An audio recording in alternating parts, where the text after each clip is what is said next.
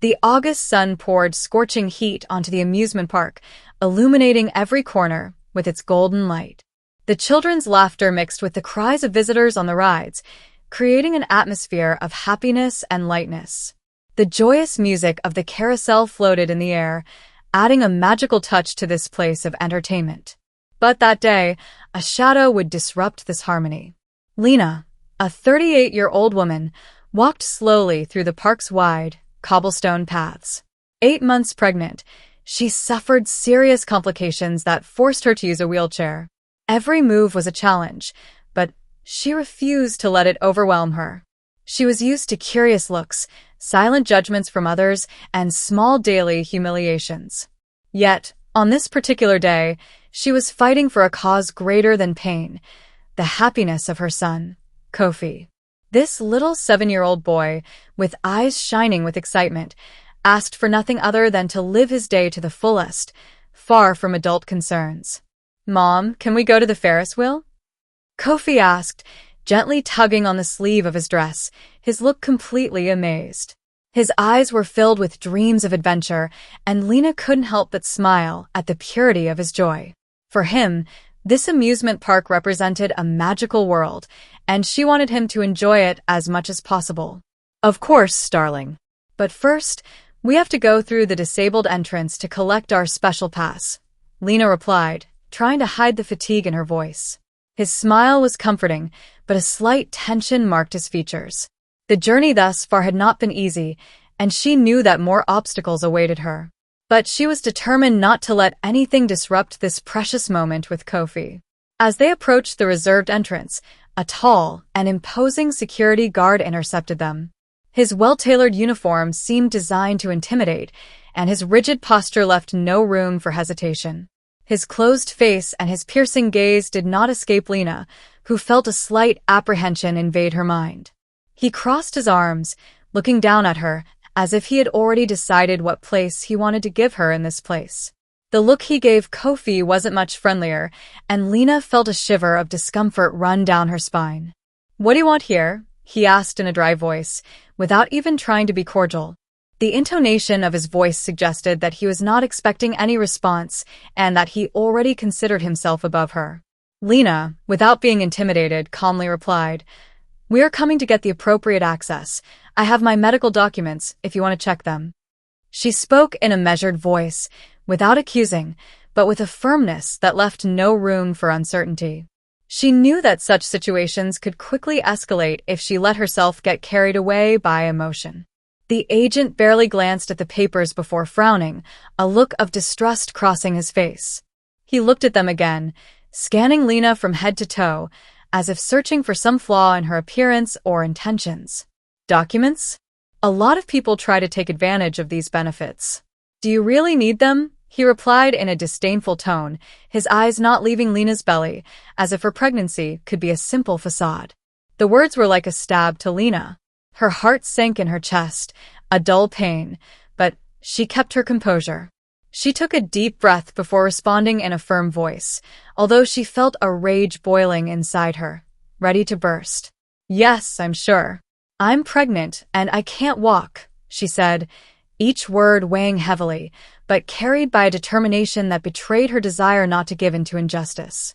The security guard stared at her for a long time, as if he wanted to decipher every syllable, every emotion behind her words. Then he looked at her condescendingly, his eyes sliding over her rounded stomach, as if he only saw the appearance and not the reality of her suffering. "It doesn't really show," he retorted, his tone laced with biting irony. "Anyone can make up an excuse." His sneer punctuated his words, and Lena felt the pain of being reduced to a simple baseless accusation. Kofi, feeling the tension rising, squeezed his mother's hand. His little fingers clung to her like a lifeline, but he knew the ocean of incomprehension surrounding them was much larger. He didn't dare cry, but his eyes shone with deep sadness. He looked at his mother with a worry he had never felt before. He knew the atmosphere was strange, and he felt helpless, desperate to understand why this man seemed to be causing them so much trouble. Lena, with a heavy but unyielding heart, looked at her son, then turned her gaze to the agent. I'm not here to argue, sir. I just want my son to have a good day. Her voice, calm but full of conviction, echoed in the warm air, although her entire body seemed to fight against the shockwave she had just received. She never wanted her son to witness this form of injustice, but in that moment, she understood that life sometimes imposes heavy lessons. The agent, visibly irritated by the situation, turned away from her, grumbling. He grabbed his radio, his abrupt gesture betraying his displeasure, and said in an authoritative voice, "I'm going to call for backup." Lena, trying to remain implacable in the face of the situation, squeezed Kofi's hand and held him against her, her mind racing, searching for a solution to this trap that was closing around them. Shortly after, a police car drove up with sirens wailing, its shrill noise tearing through the tranquility of the park. The flashing lights reflected on the children's faces, breaking the magic of the place, transforming this day of joy into a strange, almost unreal spectacle. Kofi hugged his mother even tighter, hiding his face in the fabric of his dress, trembling slightly from the situation that was beyond his control. His heart was racing, but he was more aware than ever that his mother needed him, even if she didn't ask him for anything. The police vehicle stopped with a sharp noise, and a uniformed police officer, imposing and authoritarian, got out of the car with a military gait. He observed the scene with a cold and detached eye, scrutinizing Lena from top to bottom as if she were a stranger he had to judge. His face was hard, expressionless, but his eyes left no room for pity. "What's the situation here?" the policeman asked in an icy voice, his eyes fixed on Lena, with the glare of judgment ready to be rendered. The security guard, all smiles, turned towards him, his face filled with a smug look, as if he had just had confirmation of his suspicions. "There she claims to need the restricted access, but I don't believe a word she says," he replied, his tone dismissive. The smile that stretched his lips seemed satisfied with the support he received. He had doubted Lena without ever really listening to her, and now he had found an ally in the police officer. The policeman looked at Lena and asked in a skeptical tone, "Is it true? Do you have any proof?" He stared at her with a contemptuous expression, as if she were simply a piece of a puzzle to be unraveled and not a person worthy of respect. Lena felt a new wave of humiliation invade her body, but she was not going to relent. She had done everything to follow the rules, and she could not allow injustice to triumph now. She held out her medical documents again, handing them to the officer with new determination. But the policeman ignored them completely, his eyes lowering to the papers without even touching them. His arms crossed, and he almost seemed to rejoice in the situation. "Anyone can have this kind of paper," he said dismissively. "Why don't you stand up and prove that you really need it?" He stared at her, his piercing eyes trying to destabilize Lena. The policeman's words hit Lena like a bolt from the blue. The humiliation, already strong, became unbearable. The physical pain of her pregnancy, the anxiety related to the situation, and the frustration of being questioned by strangers overwhelmed her. Kofi looked up at his mother, his eyes shining with tears that he didn't dare let fall. He felt anxiety rising in his chest, an anxiety he had never felt before. "Mom, are they going to take you away?" he asked, his voice shaking with fear. The mere idea of seeing his mother taken away by the police terrified him. Lena, her throat tight with emotion, stared at the policeman without blinking. She felt pain pooling in her chest, a mixture of anger and discouragement. She felt like she was losing control, feeling helpless, and that hurt her more than anything. But she couldn't give up now. "I told you I can't walk," she said in a low but firm voice, pain evident in every word. "I will not give in to your absurd demand." His tone no longer left room for discussion, but the police officer did not seem to take his decision to heart. He placed his hand on his weapon, as if to indicate that he was ready to intervene, if necessary. His gaze hardened, and he said, with cold and threatening assurance, "I think we're going to have to sort this out at the station." His words were as harsh as stones, without an ounce of compassion. He seemed more interested in exercising his authority than in the truth of the situation. At that moment, a calm, authoritative voice rose above the commotion. A tall man, dressed in an impeccable suit, walked towards them with measured steps, his imposing presence and confident gait immediately silencing the commotion. He wore a determined, but not hostile, expression, and his eyes were steel blue, piercing through the chaotic scene. In one smooth gesture, he took an FBI badge from his pocket and handed it to the policeman with a detached, almost sovereign air. "Special Agent Malik, FBI," he said in a deep, calm voice. "And this woman is my wife." Silence immediately fell on the scene. The crowd that had gradually gathered around them, watching the scene with curiosity, froze. The policeman and the security guard exchanged incredulous looks, their faces falling at the thought of perhaps having made an irreparable mistake. A murmur ran through the crowd, and curious looks turned towards Lena, who, although relieved, felt a touch of nervousness. This revelation was a game-changer, but the consequences remained uncertain. Malik knelt gently in front of Lena and gently took her hand. His fingers rested on his with tenderness, and his gaze became softer. "Are you okay, my love?" he asked, his voice full of concern and gentleness.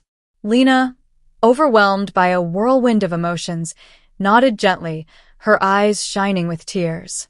She suddenly felt safe, as if an invisible shield enveloped her. "I'm okay now," she whispered, her voice shaking slightly. Then she turned her gaze to Kofi, who suddenly seemed calmer. "But I can't believe Kofi had to see that," she added, genuine pain marking her voice. She had not wanted her son to witness such injustice, let alone such public humiliation. Malik slowly stood up, his posture becoming even more imposing. His eyes turned to the policeman and the security guard, an implacable coldness spreading across his face. He stood straight, with undeniable authority. "Do you know what happens when a discrimination complaint reaches the FBI?" he asked in an icy voice, his piercing gaze fixing the security guard. His words were like arrows, and they struck their target with frightening precision. The police officer, visibly uncomfortable, stammered a few words, as if he was realizing the extent of his mistake. "That wasn't necessary," he said, his gaze averted, avoiding the confrontation. "I believe you have already crossed the line," Malik replied, his tone firm and unequivocal. His gaze fell on the policeman, then on the security guard, with a coldness that suggested he would not tolerate further missteps. The atmosphere around them was now thick with tension, but a different tension, that of a power that had been restored, and of an injustice that was finally going to be rectified. The police officer, feeling the pressure building, lowered his eyes, as if the shadow of the law had just reminded him who was really in a position of power. The security guard, for his part, remained frozen, not knowing what to say, his smug smile erased by the reality of the situation. The gazes of passers-by turned towards them again, but this time, with a deeper understanding, a recognition of the justice that had been imposed. A moment later, the park manager arrived on the scene, visibly worried. Her heels clicked on the pavement as she walked quickly towards the scene of the incident. Her face was drawn, as if she already knew that the situation was more serious than a simple misunderstanding. Following him, the CEO of the park, a man with a face marked by authority and experience, got out of his vehicle with a serious look. His impeccable suit, his measured gestures, everything about him exuded the importance of his role. He approached the group, visibly annoyed, but his gaze softened for a moment when he saw Lena and Malik. "What's the problem here?" he asked in a deep voice, staring at the manager with an accusing look. He seemed to have already figured out that there had been a big mistake, but it was obvious that he wasn't yet aware of all the details. The manager, embarrassed, explained in a few words what had happened, her tone trembling. "It seems there was a mistake, sir. A misunderstanding regarding restricted access, and—" The CEO raised his hand to interrupt, his gaze immediately going to Lena and Malik. "I came in person to right this injustice," he said firmly, turning to Lena. "I have been alerted. This behavior is unacceptable." His face tensed with anger as he observed the security guard and the policeman who now stood a little aside, as if realizing the magnitude of the situation. Lena, still calm but resolute, crossed her arms, her indomitable gaze fixed on that of the CEO. She didn't just want an apology, she wanted it to mean something. An apology is one thing, she replied in a calm but incisive tone. But what concerns me are concrete actions to ensure that this never happens again. She let her words settle in the air, each of them a call for justice, for taking responsibility. The CEO seemed to think for a moment, his face softening slightly, as if he understood the depth of Lena's words. He then turned to the park manager and said in a resolute tone, "I will make sure that this type of incident never happens again. You can count on that." He then turned to Lena, his eyes searching her face with a sincerity she hadn't anticipated. "You are right. We must do better. I invite you and your family to participate in revamping our inclusion policies. Your voice is essential to improve us." Lena remained silent for a moment, weighing the CEO's words. It was a start, not a complete solution, but she knew that this kind of promise was sometimes the first step toward real change. She exchanged a look with Malik, a look that spoke volumes. It wasn't the end, far from it. But it was a beginning, a moment when justice had found a breach, when power was ready to listen, even if it was difficult. Malik smiled slightly, his hand resting on Lena's shoulder. "We will accept your invitation," he said in a calm but firm tone. "But there must be a real transformation. It will not be enough to simply repair a particular case. It must become a culture of respect and inclusion." The CEO nodded, his gaze growing more intense. "I promise you that this will be more than just a reform. It is a process of profound change. And we will ensure that your experience and your ideas are at the heart of this evolution." Lena and Malik exchanged one last look. They had won a battle, but the war against injustice was far from over. Their fight was no longer just personal, it had become a symbol, a catalyst for broader change.